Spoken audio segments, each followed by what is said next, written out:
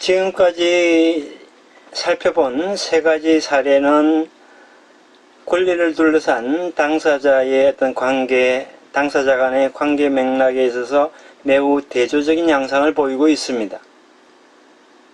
이니그마 사건은 원주민과 해외 아티스트 간에 생긴 소송이고 저작권의 글로벌 환경 아래서 다루어진 것이었습니다. 그래서 사건이 발생할 때까지 당사자와는 거의 아무런 관계가 없었지만은 저작권 침해로 처음 당사자 간의 관계가 형성되었습니다. 술병 주머니 소송은 원주민과 한족이라는 역사적 알력이 생기게 한 민족 간에 생긴 일입니다.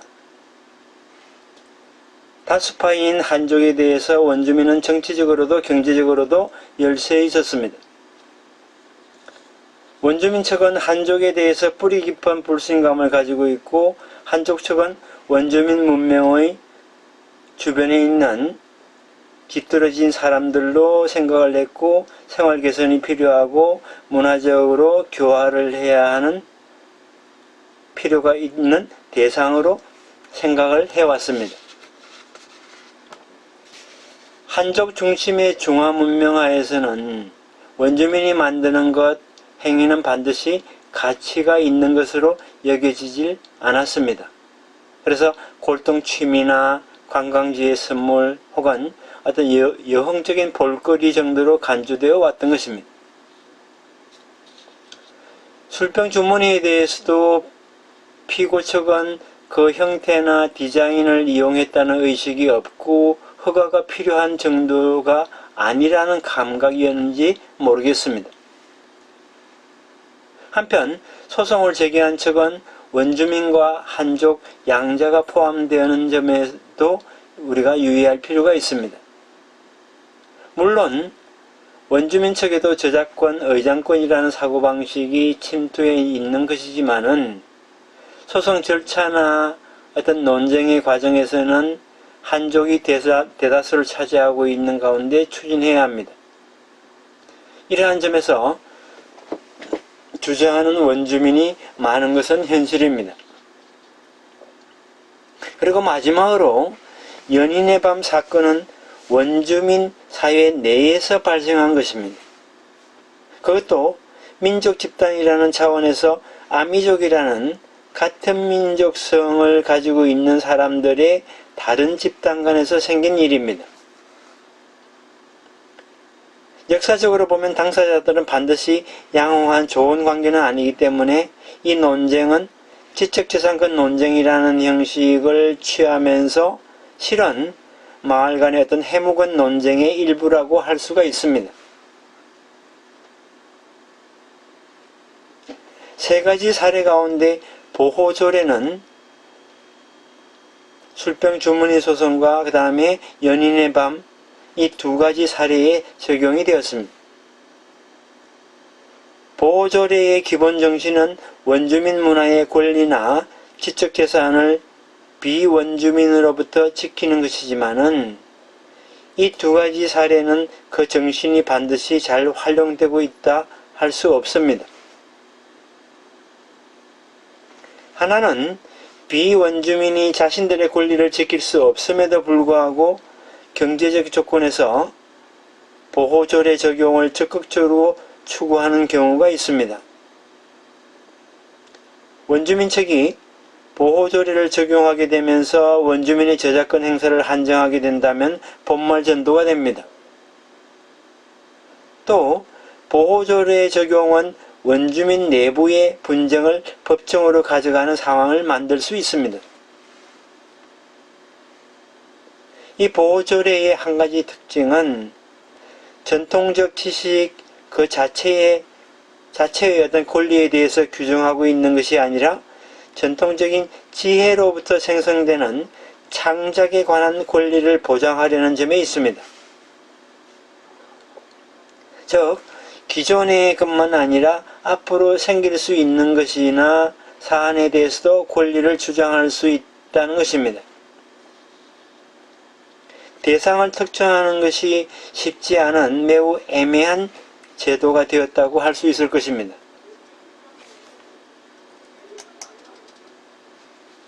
이러한 종류의 문제에 대해서는 일찍부터 위포, 조금 전에 말씀드린 세계 지적 소유권 기관이 우려를 표명해 왔습니다.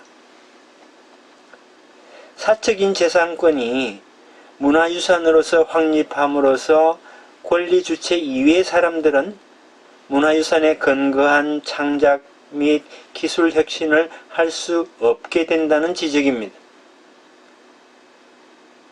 어떤 구비전성이나 전통음악, 전통무용, 그 다음에 그것을 개성하는 쪽이 다양한 작용을 더해간다는 역동성이 있기 때문에 발전해 간다는 성질을 가지고 있습니다. 다만 전성하는 쪽이 다양한 작용을 더해가는 데 있어서는 전하는 쪽과 받아들이는 쪽, 또한 그것을 수용하는 사람들 사이에서 작용을 가하는 것이나 개편에 대해서 일정한 양해가 필요합니다. 그런 다음에 세월이 지나서 전성자를 바꾸고 내용이나 형태가 변해서 세련되어 가면서 음악이나 무용은 그 지역 공동체의 문화로서 전승되어 왔습니다. 바꾸어 말하면 그 내용의 변화에 대해서 서로 허용할 수 있는 범위가 어떤 문화의 사상을 개성해 나가는 단위가 되고 그 단위 속의 구성원은 그 문화 사상을 자유롭게 다룰 자격이 있다는 점에서 민족문화의 퍼블릭 도메인 기반이 형성, 전승되어 온 것에 다름 아닙니다. 여기서 우리가 주의할 점은 이 단위는 규모도 공유 조건도 다양하다는 점입니다. 그리고 개별 단위 내에서는 퍼블릭 도메인으로서 다룰 것과 행위도 다른 단위 구성원에 따라서는 타자의 사적 재산이 될 수가 있습니다.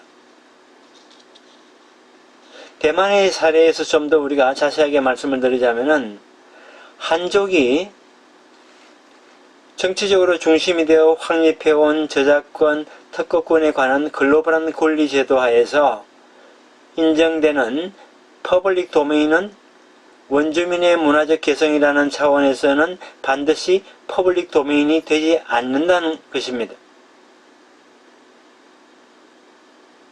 게다가 원주민은 일반 저작권 등에 근거한 퍼블릭 도메인과 자신들의 문화적인 전성 속에서의 퍼블릭 도메인, 이 양방향을 횡단하는 존재라는 것에 대해서 비원주민은 원주민의 퍼블릭 도메인 영역에 참가하는 것은 어렵습니다.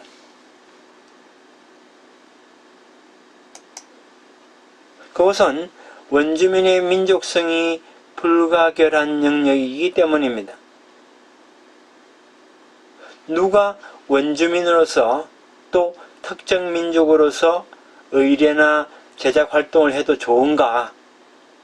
그리고 그것은 어느 선까지 허용되는가에 대한 공통된 양해는 좀처럼 얻기가 어렵습니다. 그래서 이 단위의 불일치는 원주민 사회 내에서도 발생했습니다. 특히 의례라든지 아니면 제작활동 등 무형유산을 소유하는 영역의 범위는 개별 민족에 따라 다릅니다.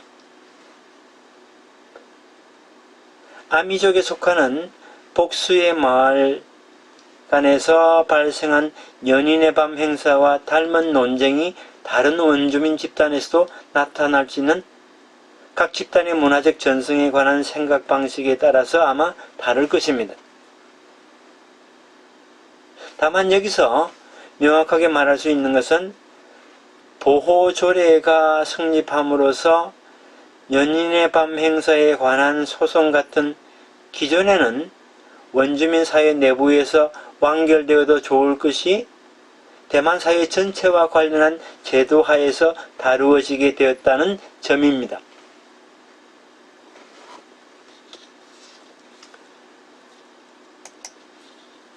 그럼 결론을 맺도록 하겠습니다. 대만이 자국 원주민의 어떤 지적재산권 보호에 있어서 전통지혜라는 개념을 전면에 내세운 것은 앞으로 원주민의 지적재산권 존재 방식에 적지 않은 영향을 미칠 것입니다. 이 전통지혜는 지식의 총체임과 동시에 그 지식을 사용해서 창작하는 능력, 창작된 것을 포함하고 있다는 점에 특징이 있습니다. 그러나 원주민의 전통지혜는 원주민 사회라는 어떤 폐쇄적인 계통 속에서만 생성된 것이 아닙니다.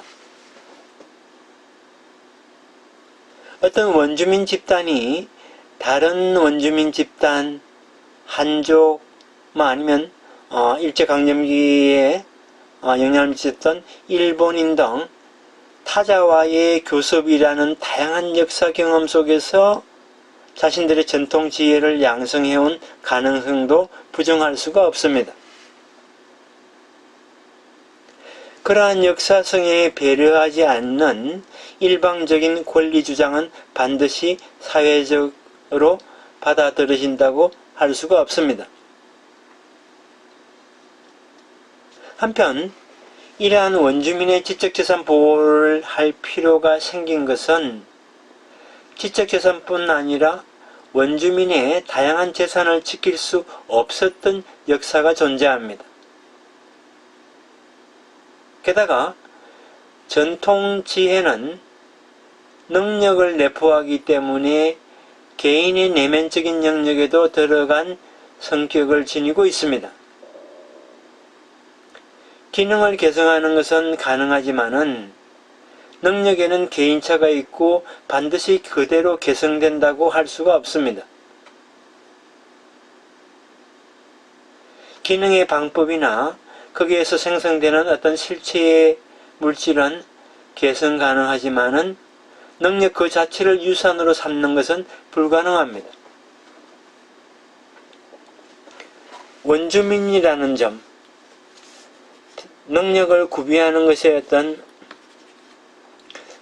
관계에 대해서도 설명이 필요합니다. 문화 전승 혹은 문화 개성이라는 현상, 혹은 문화유산에 우리들은 시간이라는 개념을 반드시 도입하게 됩니다. 과거의 것을 현재로 그리고 미래로 이어가려는 사고방식입니다. 이에 대해서 능력은 개인에게 갖추어진 힘이고 그 시점에서 개인이 할 수 있는 것입니다. 즉 그것은 시간에 의존하지 않는 요건입니다. 문화유산이라 불리는 것과 개인을 잇는 선에서 시간이라는 이런 종축을 상실하고 어떤 공시적인 연계라는 관점에서 다시 봤을 경우 개개의 어떤 문화유산과 개인을 잇는 장단점이 관계성의 깊이가 됩니다. 장단점이 아니라 길고 짧음이 장단이 관계성의 깊이가 됩니다. 즉 전통성보다도 지금 얼마나 대상에 관여하고 있는지가 문화유산과의 관계에 있어서는 중시됩니다. 이러한 기존과는 다른 어떤 조감도로 우리가 문화유산이라 불러온 것을 포착하는 작업이 필요하다고 생각합니다. 여러분들은 이 강의를 들으면서 어떤 생각을 하셨습니까? 대한민국은 대만처럼 다민족 국가라고는 할 수가 없습니다. 그러나 다민족 국가는 아니지만은 이 저작권과 관련한 문제는 꾸준히 지금 제기가 되고 있고 앞으로도 이 지적재산권에 관련한 문제는 많이 발생할 거라고 생각을 합니다. 한때 새마을 운동을 어디에서 처음 시작했느냐, 그걸 가지고서 논쟁을 벌이는 그런 사례도 있고요. 또 하나는 어느 특정 지역의 축제가 활성화되면서 관광객들이 많이 이렇게 몰리게 되자 그 축제를 모방해서 다른 지자체에서 거의 유사하게 축제를 개최를 하자 저 축제는 우리 축제 속에 있는 여러 가지 콘텐츠를 그대로 가져와서 사용을 하고 있기 때문에 저작권 침해라는 그러한 논쟁이 있었던 사례도 있습니다. 그래서 우리가 앞으로 이 유산을 둘러싼 반드시 유산이 아니더라도 지적재산권이나 저작권과 관련한 논의는 앞으로 많이 전개가 되어야 할 것으로 생각이 되고 한국민속학회나 한국민속학 관련 학회에서는 이 지적재산권과 관련한 그러한 논의는 아직 없었기 때문에 이러한 주제를 가지고서 한번 학술대회를 펼치는 것도 좋지 않을까라는 생각을 해봅니다. 자, 그러면 이번 시간의 강의는 여기서 마치도록 하겠습니다.